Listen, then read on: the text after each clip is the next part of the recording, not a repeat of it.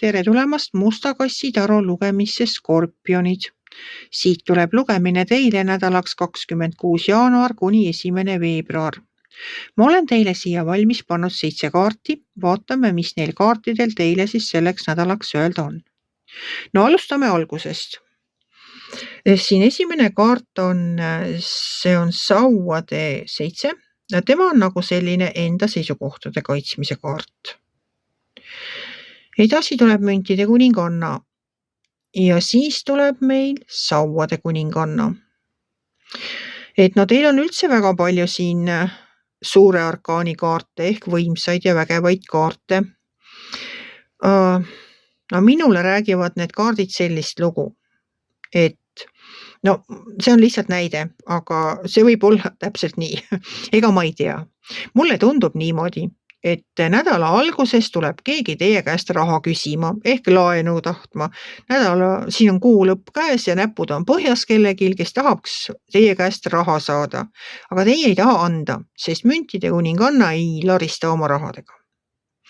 Teie seda raha välja anda ei taha, müntide kuninganna on kokkuhoidlik naisterahvas, tema niimoodi ei larista, tema ei anna rahasid välja niisama.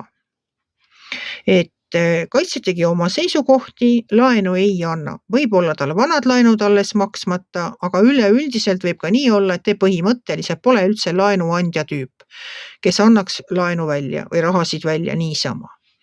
Edasi tuleb sauade kuninganna ja sauade kuninganna ütleb, et te võitegi olla endale kindel selles otsuses, mida te olete teinud. Saate olla täiesti enesekindel, te ei pea mitte kellelegi aru andma. Te võite särada täpselt niimoodi, nagu teie olete.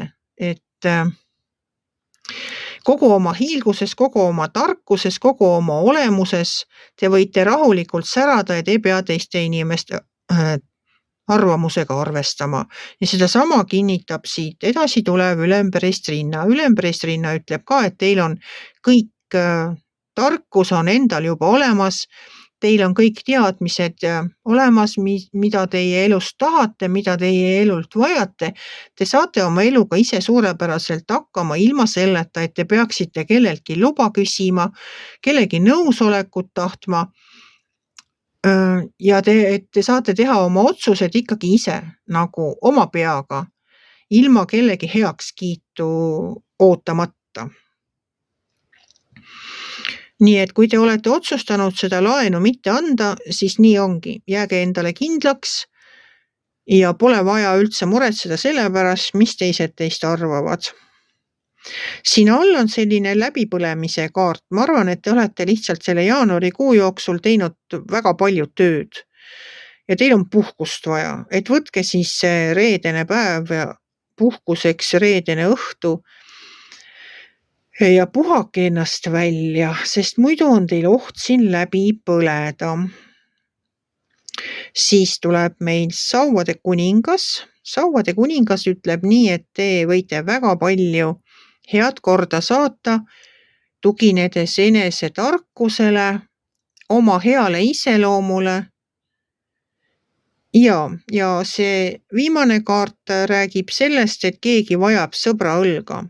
Kellegil on siin mure. Kui see on teie mure, siis minge jagage seda sõbraga, aga kui see on sõbra mure, siis kuulake sõber ära.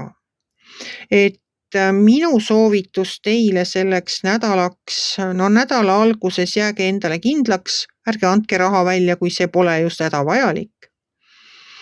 Tuginege oma sisemisele tarkusele otsuste tegemisel ja nädala vahetusel võtke aeg maha. Miks mitte minna sõpradega, tehke üks tüdrukute õhtu, minge kuskile või saage kellegi juures kokku, ajage lihtsalt juttu.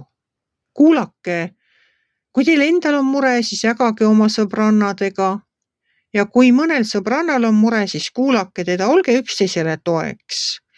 Et meil ju on küll, mida rääkida ja on ju seltskonda, kelle hulgas ennast hästi tunda, kus te saate olla lihtsalt teie ise, et ei pea teesklema ega mõtlema, mida teist arvatakse. Et olge nende inimestega nädalavahetusel koos, kes võtavad teid sellisena, nagu te olete. Ei hakka teile külge pookima midagi ega eelda, et te teete seda, teist või kolmandat.